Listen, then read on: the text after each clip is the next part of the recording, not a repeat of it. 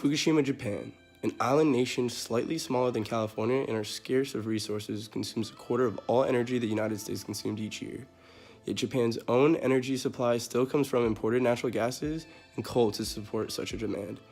Nuclear energy was supporting Japan with 29% of its energy demand.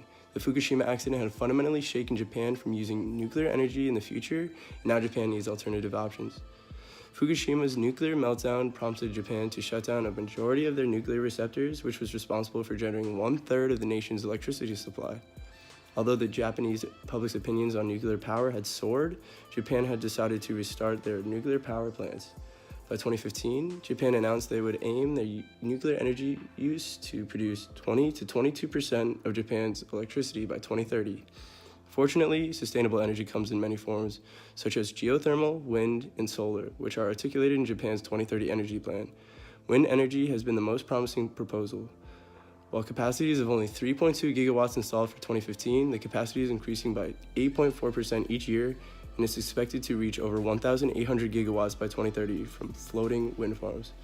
In terms of energy, geothermal is viable in Japan as well, and contributes to 0.25% of energy supply. Sources are overlapping with tourism and are far from the population center.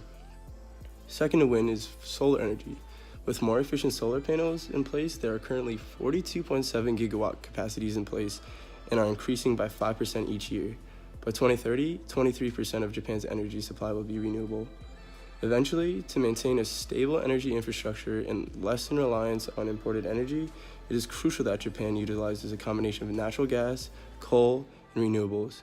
These alternatives to nuclear energy will help reduce CO2 emissions and better Japan's energy sustainability.